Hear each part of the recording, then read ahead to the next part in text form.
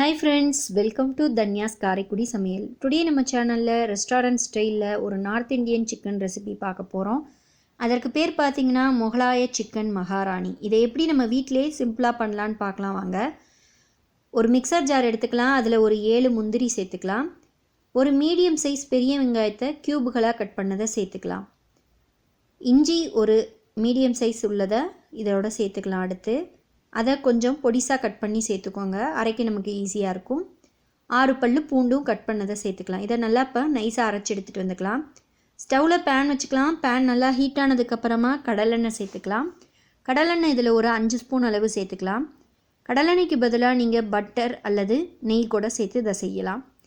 இப்போ கடலெண்ணெய் நல்லா காஞ்சதுக்கப்புறமா 2 கிராம்பு, ஒரு சிறிய துண்டு பட்டை, ஒரு பிரியாணி இலை சேர்த்துக்கலாம். இதெல்லாம் நல்லா பொரிஞ்சு வந்ததுக்கப்புறமா நைஸாக அரைச்சி வச்சுருக்க இந்த விழுதை இதோட சேர்த்துடலாம். முந்திரி சேர்த்துருக்கிறதுனால அடிப்பிடிக்க வாய்ப்பு இருக்குது பிகினர்ஸ், அதனால் நல்லா லோ ஃப்ளேமில் வச்சு மிக்ஸ் பண்ணி விட்டுட்டே வாங்க.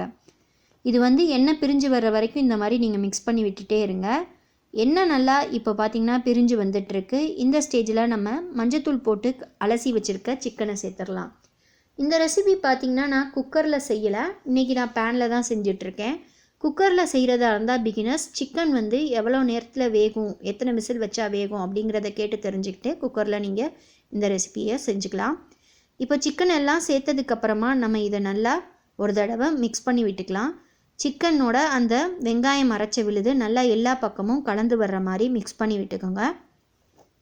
சிக்கன்லேருந்து தண்ணி வர்றதுனால பிகினர்ஸ் நம்ம ஒரேடியாக தண்ணி சேர்த்துடக்கூடாது.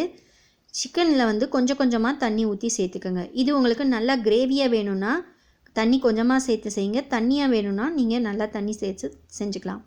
இப்போது மிக்சர் ஜாரில் அலசி வச்சுருக்க தண்ணியை கொஞ்சமாக சேர்த்துட்டு நல்லா ஒரு தடவை கலந்து விட்டுக்கலாம். இது நல்லா கொதி வரட்டும். கொதி வந்ததுக்கப்புறமா நம்ம இதில் மஞ்சத்தூளும் உப்பும் சேர்க்கணும். இப்போ நல்லா கொதி வந்துட்டுருக்கு. இந்த ஸ்டேஜில் நம்ம இதுக்கு மஞ்சத்தூள் ஒரு 1/2 ஸ்பூன் அளவும் உப்பு 1 ஸ்பூன் அளவும் சேர்த்துக்கலாம். உப்பு ஃபஸ்ட்டு சேர்த்துக்கலாம், பிறகு பத்தலாட்டி நம்ம திரும்ப சேர்த்துக்கலாம். மஞ்சத்தூளும் உப்பும் சேர்த்ததுக்கப்புறமா நல்லா எல்லா பக்கமும் சிக்கனோட மிக்ஸ் ஆகிற மாதிரி கலந்து விட்டுக்கோங்க.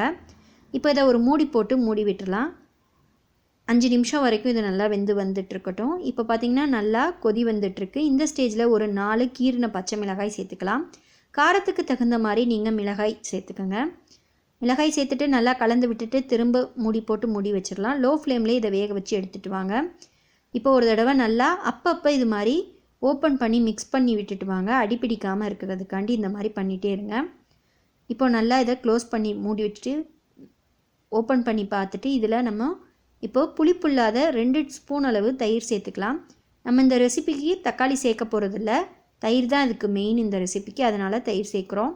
தயிர் சேர்த்துட்டு தயிர் நல்லா எல்லா பக்கமும் கட்டிப்படாமல் மிக்ஸ் பண்ணி விட்டுக்கோங்க. நல்லா தயிர் எல்லா பக்கமும் மிக்ஸ் ஆகி வர்ற மாதிரி கலந்து விட்டுக்கோங்க. நல்லா இப்போ இது கொதி வர ஆரம்பிச்சிருச்சு. இந்த ஸ்டேஜில் பார்த்திங்கன்னா ஒரு 5 நிமிஷத்துக்கு அப்புறம் நம்ம கொதி வந்துருச்சு. இந்த ஸ்டேஜில் நம்ம மசாலா 1 by 1 சேர்த்துடலாம். காரத்துக்கு தகுந்த மாதிரி மிளகாய்த்தூள் ஃபஸ்ட்டு ஒரு 3 ஸ்பூன் அளவு மிளகாய்த்தூள் சேர்த்துருக்கேன்.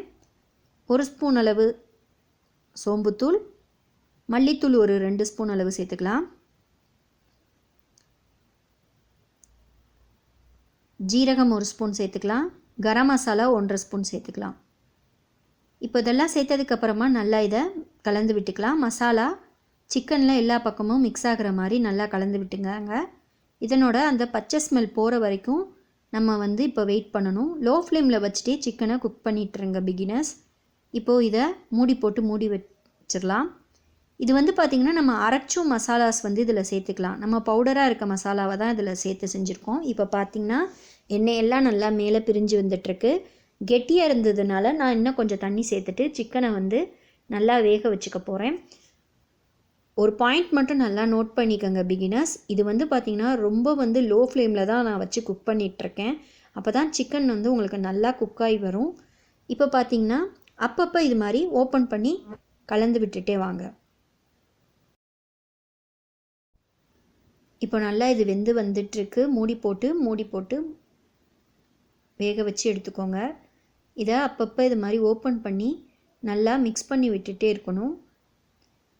திரும்ப இதை ஒரு தடவை மிக்ஸ் பண்ணி விட்டுக்கலாம். இப்போ பார்த்திங்கன்னா சிக்கன் நல்லா வெந்திருக்கான்னு ஒரு தடவை செக் பண்ணி பார்த்துக்கலாம். சிக்கன் இப்போ பார்த்திங்கன்னா சிக்கன் வந்து ஓரளவு தான் வெந்து வந்திருக்கு. இன்னும் போல் கொஞ்சம் வேகணும். அதனால் இன்னமும் கொஞ்சம் தண்ணி ஊற்றிக்கலாம். இன்னமும் கொஞ்சம் தண்ணி ஊற்றிட்டு நல்லா இதை வேக வச்சு எடுத்துக்கலாம்.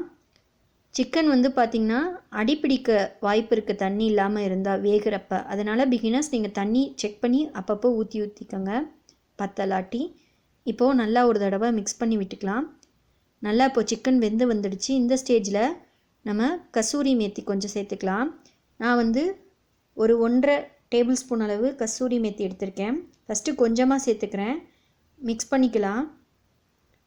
இது வந்து பார்த்திங்கன்னா ஒரு 3 நிமிஷம் லோ ஃப்ளேமில் வச்சுட்டு நம்ம இதை திரும்ப நல்லா இதை மிக்ஸ் பண்ணி விட்டுக்கணும். மூடி போட்டு மூடி விட்டுறலாம்.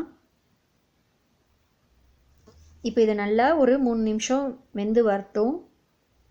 இப்போ இன்னும் இருக்க கொஞ்சம் கசூரி மேத்தியும் இதோட சேர்த்துட்டு நல்லா கலந்து விட்டுக்கலாம். ஒரு 2 நிமிஷத்துக்கு அப்புறமா நம்ம ஸ்டவ்வை ஆஃப் பண்ணிடலாம். பார்த்திங்கன்னா ரொம்பவே சூப்பரான முகலாய் சிக்கன் மகாராணி ரெடி ஆகிட்டுருக்கு. இப்போ திரும்ப இதை மூடி போட்டுடலாம். இப்போ ஓப்பன் பண்ணி பார்த்துடலாம். இந்த ஸ்டேஜில் ஸ்டவ்வை ஆஃப் பண்ணிவிட்டு நம்ம பொடியாக நறுக்கி வச்சுருக்க கொத்தமல்லி தழையை சேர்த்துக்கலாம். உங்கள் வீட்லேயும் இந்த ரெசிபியை நீங்கள் ட்ரை பண்ணி பாருங்கள். மறக்காமல் நம்ம சேனலை லைக் பண்ணுங்கள், ஷேர் பண்ணுங்கள். ரொம்பவே சூப்பரான சிக்கன் முகலாய் சிக்கன் மகாராணி ரெடி ஆயிடுச்சு. உங்கள் வீட்லேயும் நீங்கள் ட்ரை பண்ணி பார்த்துட்டு எப்படி வந்ததுன்னு மறக்காமல் நமக்கு ஃபீட்பேக் சொல்லுங்கள். நம்ம சேனலை லைக் பண்ணுங்கள், ஷேர் பண்ணுங்கள், சப்ஸ்கிரைப் பண்ணுங்கள். தேங்க்யூ.